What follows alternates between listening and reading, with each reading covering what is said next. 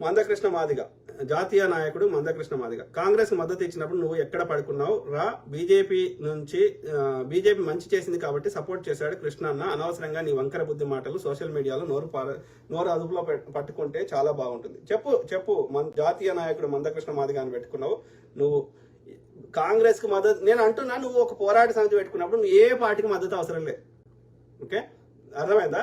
నువ్వు మాదిగ హక్కుల కోసం పోరాటం చేయగంతే. నీకు నిజంగా జెన్యున్ గా తెలంగాణ ప్రజల మీద ప్రేమ ఉంటే రాష్ట్ర ప్రభుత్వంలో ఎవడున్నా సరే, కాంగ్రెస్ ఉండని, ఎవడని ఉండని, బీఆర్ఎస్ ఉండని, బీజేపీ ఉండని, పోయి రాష్ట్ర ప్రభుత్వాన్ని ప్రశ్నించు, కేంద్రాన్ని ప్రశ్నించు. నువ్వు ఏ పార్టీకి మద్దతు అవసరం లేదు, బీజేపీకి అవసరం లేదు, కాంగ్రెస్కి అవసరం లేదు. నువ్వు ఒక ఇండిపెండెంట్ వ్యవస్థ పెట్టుకున్నావు, మాది హక్కుల కోసమే పుట్టినా అని చెప్తున్నావు. మాది హక్కుల కోసం కన్సిస్టెంట్ గా పోరాటం చేయి. రాష్ట్రం ఏం చేయగలిగితే రాష్ట్రాన్ని అడుగు, కేంద్రం ఏం చేయగలిగితే కేంద్రాన్ని అడుగు. నువ్వు ఏ పార్టీకి మద్దతు అవసరం లేదు. నువ్వు నిజాయితీ పరుడు అయితే అప్పుడు కాంగ్రెస్ చిల్లర్ ఇస్తే వానికి సపోర్ట్ చేయమన్నావు కావచ్చు, ఇప్పుడు బీజేపీ చిల్లర్ ఇస్తుంది కాబట్టి వానికి సపోర్ట్ చేయమంటున్నావు కావచ్చు. అంతే కదా? నీకెందుకు రాజకీయాలతో నీకే పని? నువ్వు ఒక మాదిగ హక్కుల కోసం నీ పెట్టిందే ఎంఆర్పిఎస్ కదా, మాదిగ హక్కుల పోరాట సమితి ఉంది కదా, రిజర్వేషన్ పోరాట సమితి. సో మాదిగ హక్కుల కోసం పోరాడు. Why do need to support one political party? You don't need to. And saying not only even Congress కూడా నీకు మద్దతు వద్దు, కాంగ్రెస్ కొద్దు, బీజేపీ కొద్దు, ఎవరికి వద్దు. నువ్వు కేవలం మాదిగ హక్కుల కోసం పోరాడు. డప్పు కొట్టుడు బంద్ చేయమని పిలుపుని, అందరు మంచి చదువుకోమని పిలుపుని. ఎవడో తప్పుతున్నాడు? ఏమన్నా మీ మాదిగలకు రావాల్సిన ఏమన్నా బీజేపీ వాడు టికెట్లు ఇవ్వకపోయినా, కాంగ్రెస్ ఓడి ఇవ్వకపోయినా, ఇంకేమైనా ఇవ్వకపోతే కొట్లాడు. అన్ని మాలలకు వేస్తారు, మాదిగలకు కూడా ఇవ్వమని కొట్లాడు, బీజేపీలో కొట్లాడు, బీజేపీ పాలిత రాష్ట్రాల్లో కొట్లాడు, అక్కడ చమార్లకు ఇస్తలేరని కొట్లాడు, అక్కడ మహర్లకు ఇస్తారని కొట్లాడు. ఎవడాపుతున్నాడు? నువ్వు జాతీయ నాయకుడు కదా, జాతీయ స్థాయిలో కొట్లాడు.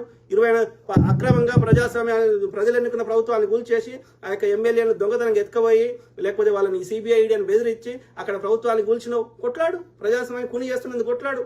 సిబిఐ ఈడీ కింద ఇన్ని కేసులు పంపిస్తావు, కానీ ఆరోపణ చేస్తావు, కానీ ఒక్కటి కూడా కన్విక్ట్ కాలేదు. ఎందుకు కాలేదు? వాళ్ళతో అగ్రిమెంట్ చేసుకున్నావు. వాడు దోసుకున్న వాళ్ళకి నీకు వాటాలు ఇస్తే కామ్ అవుతున్నావు. దాని మీద పోరాటం చేయి.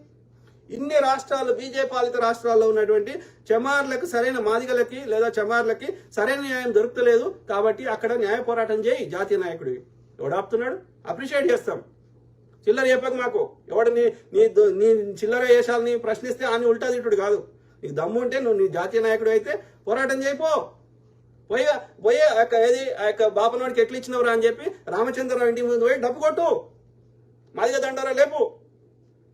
మందకృష్ణకు ఇంకో మాదిగానే ఇమ్మని కొట్లాడు. ఎవడాపుతున్నాడు? నీ నిజాయితీ అక్కడ బయటపడుతుంది. అక్కడ బీసీని ముఖ్యమంత్రి చేస్తా అని చెప్పి రాజస్థాన్లో బాపనోని చేసినావు, ఎందుకు రాని కొట్లాడు? డప్పు కొట్టు, మాదిగ దండారా. చిల్లర చెప్పకన్నా మాకు చెవులలో తామర పూలు వాడు పెట్టింది చాలు, నువ్వు కూడా పెట్టకు.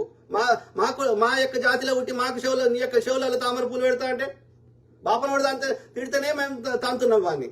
ఇక మా జాతిలో పుట్టి మమ్మల్ని తంతా అంటే ఇంకా ఎక్కువ తంతాం. అందుకే అన్నాడు కదా ఆయన కాళోజీ గారు, ఓకే, ప్రాంతేతరుడు మోసం చేస్తే పొలిమేర దాకా తరుమన్నాడు, ప్రాంతం వాడు మోసం చేస్తే పాతి పెట్టమన్నాడు, తరుమనలే. గుర్తుపెట్టుకో బిడ్డ. శూద్రుడు అని చెప్పుకొని శూద్రుడికి ద్రోహం చేస్తా అంటే నీ స్వార్థం కోసం పాతి పెడతారు. తన్నారు అర్థమైందా? మోసం చేయలేరు. వాడు ఎవడు జాతీయ నాయకుడు అని పెట్టుకున్నా, ఇంకో నాయకుడు అని పెట్టుకున్నా. Sravanthi Reddy, big breaking news. Telangana cabinet కీలక నిర్ణయం. స్థానిక సంస్థల ఎన్నికల్లో బీసీలకు 42% రిజర్వేషన్ కి ఆమోదం. ఆర్డినెన్స్ ద్వారా పంచాయతీరాజ్ చట్ట సవరణ. గుడ్ శ్రవంతి గారు. ఇది సర్పంచ్లకి, ఎంపీటీస్లకు, జడ్పీటీస్లకు వర్తిస్తుంది కానీ ఎమ్మెల్యేలకి, ఎంపీలకు వర్తించదు. అది కావాలంటే రాష్ట్ర ప్రభుత్వం ఏం చేయలేదు, అది కేంద్రమే చేయాల్సింది. కాబట్టి కేంద్రం బీసీ బిల్లు అమలు చేయాల్సిందే. ఆ మహిళా బిల్లులో కూడా ఆ యొక్క బీసీ, ఎస్సీ, ఎస్టీలకు ఎంతనో అది కూడా చెప్పాలి. ఎందుకంటే ఆ మహిళా బిల్లు పెట్టేసి వాళ్ళ భర్తలు అయ్యే బదులు వాళ్ళ భార్యలు అవుతారు, అంతే. ఏం తేడా ఉంది? అట్లనే ఆ యొక్క పర్సంటేజ్ ఆఫ్ ఈడబ్ల్యూఎస్, పేదరికం 8 లక్షలు 12 లక్షలు సంవత్సరానికి ఆదాయం వచ్చిన ఎట్లా పేదలు అవుతారు? పేదరికం కూడా ఒక రిజర్వ్, అదొక కులమానం ఉంటుందా? I don't know. ఆలోచించాలి. గుడ్.